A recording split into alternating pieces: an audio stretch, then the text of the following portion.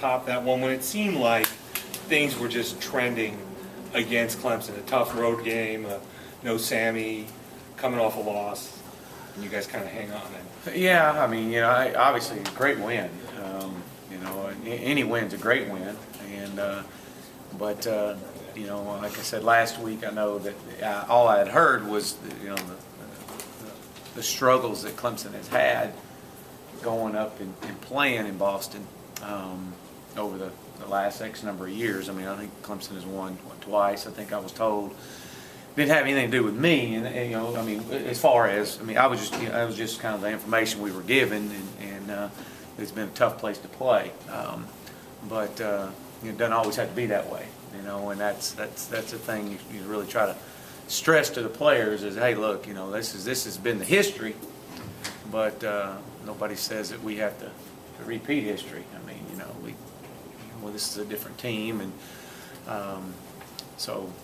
It was obviously a great win going in that environment and playing, but coming off of the week before and trying to make sure that you didn't have an emotional letdown, and I wasn't expecting that. I mean, we really weren't. I mean, we had a job to do, and felt like that we had a good scheme against it, good plan against it, but we still had to go execute.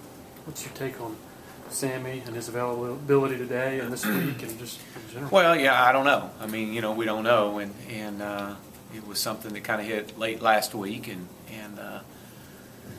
you pretty much game plan all week long, and Friday or Thursday at whatever time, Friday, whatever time. I mean, you just didn't know his availability, so you kind of had to readjust things. It kind of was a late night on Thursday night.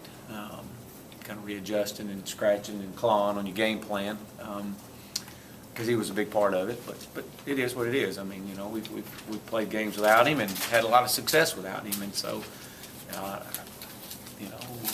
regardless if he's going to be ready or not this week to go, I mean, we'll have a great plan, and against a very good opponent, an opponent that's going to be obviously out with something to prove. Have you talked to him? Is he feeling a little bit better? Yeah, he's feeling a lot better. Yeah, he's feeling a lot better, and that's good to hear. Yeah.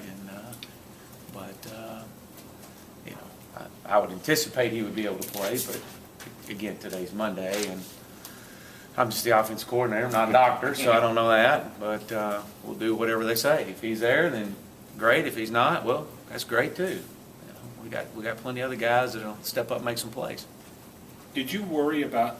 You talk about the emotional letdown, and then, the news about Martavis, and then a couple days later, Sammy. Did you worry about anybody on your unit kind of, feeling beaten down or just not being emotionally up to kind of meet the challenge that they met? Well, as an offensive coordinator, one of the things that I do, that we do as an offensive staff is,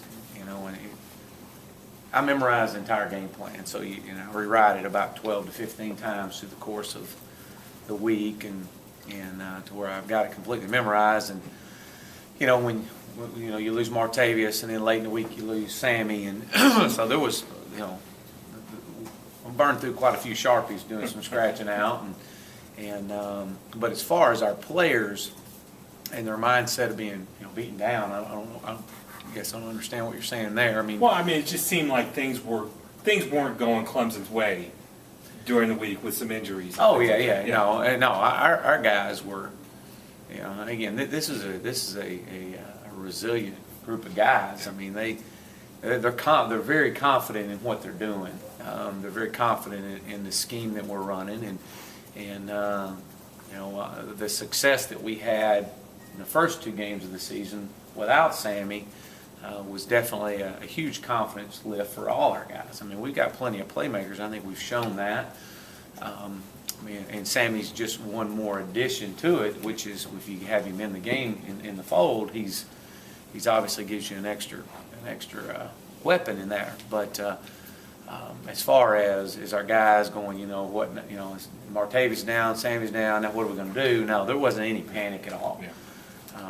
At all.